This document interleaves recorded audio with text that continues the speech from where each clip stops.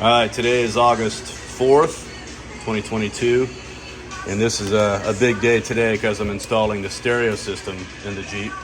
So what I've got is the insert that's already in place, so the head unit will slide in there. I've got an old Rockford Fosgate Punch series 300 watt sub that I took out of my old Jeep, actually, if I remember correctly. And so this thing's been sitting around for a long time. So the way I'm going to connect it here, you got two RCAs. That'll go to the RCA ins, or outs, I should say, on the head unit. And then this plug here is over here. Not over here, it's over here. Where'd I put it? No, it's not over there either. Yeah, I've got a lot of a lot of wires here. This really isn't that complicated to do. I don't know why I can't find that plug. Anyway, there's a hot and a ground wire. So because I'm running about probably 8 feet from there to the battery, I'm going to use this 8 gauge. Hopefully this is long enough. And then I've got to use the same for a ground. And then there's a remote wire that doesn't matter how thick it is. It's just it'll plug into the remote configuration on this wiring harness that goes with the head unit. And so when the stereo's turned on, it'll automatically turn the sub on. This is the head unit. It's a CD. It's got CD. It's got it's capable of playing MP3s, WMA, AAC, WAV files, and so forth. It's got a phone on it, all kinds of fun stuff. USB port, headphones port. So I really liked it because it's clean looking, and it has everything I need on it, really. So that's should turn out good. All right, so I'm gonna go ahead and get started. Here we go.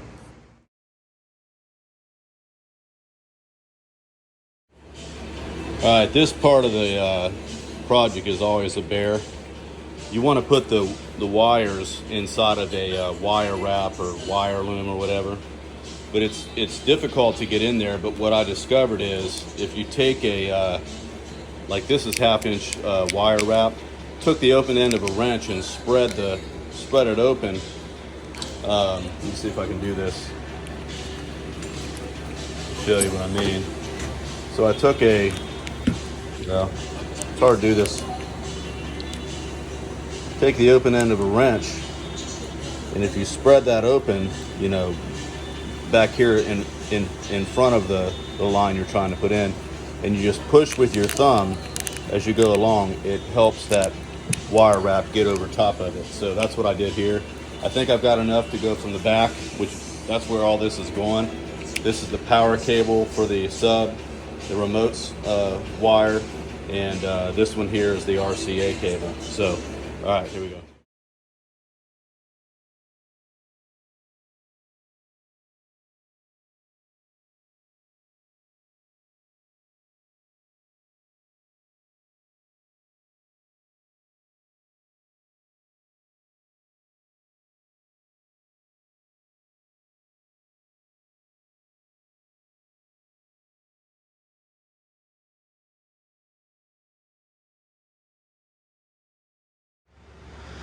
All right, I've been on it for at least a few hours. I didn't see what time I started, but anyway, I've got all the wires run, speaker wire and the wire, you know, back to the sub. Got the remote wire here. That's the antenna. Let's see. So I got speaker wire on this side for the left side and right side. Actually, this is the RCAs for the sub. This is the right side set of speakers for the rear, that is. Let's see. So what I did is I tucked everything into the wire wrap, or wire loom I call it. But so it's secured up in there. Comes down here along the side. I don't know if you can see that. I got to tuck that back in right there. But basically, everything down along the inner wheel well get back in here. So it comes down along there. I still got a little tidying up there to do, but that way it's all black, you know, and it's protected. It's not gonna, it doesn't stand out, and it's kind of out of the way. So I did have to just leave length here because my RCA cable dictated how long all of this had to be. So I just kind of coiled it up there, but the sub is hooked up, fits in there perfectly. You can see it comes right to the edge here. And like I said, that's a Rockford to Fosgate punch, 12-inch sub, powered sub, 300 watts. And let's see, yeah, so the next step here is for me to get the 6x9s, and they're gonna mount into these corners, back in those corners against the roll bar. And then I've gotta run the wire from the 2 Alpine speakers over to the stereo. Once all of that is run, you know, or the speakers are back there, and then I've got those wires run for these speakers over to the stereo head unit. Then I'll wire up the to the connections here, which will be a real simple process, and plug it in and see how she sounds. All right, see you soon.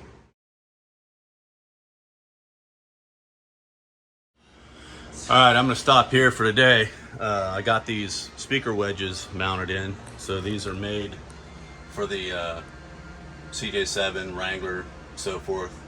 And basically on the inside of that speaker sound deadener, there's a screw that goes into the roll bar that I had to drill.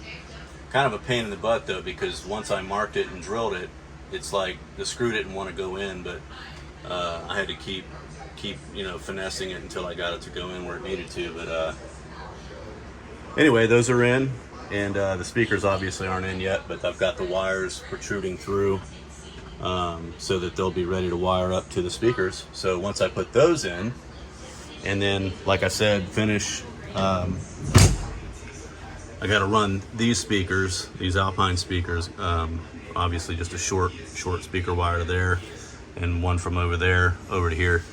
Once that's all done, it hooks up to the wiring harness, the radio head unit slips in, and time to try it out. So a couple other things. This right here, this right plug here goes to a PLC, which allows me to control the bass, you know, the sub unit by itself. So I can vary the amount of bass that I have. That's it right there. And then another cool thing about the head unit is that it has hands-free talking. So I got the microphone mounted right there. So when I'm driving down the road and whatnot, you know, I'll be speaking in that direction, looking out the windshield. And so yeah, that turned out, that was easy, obviously.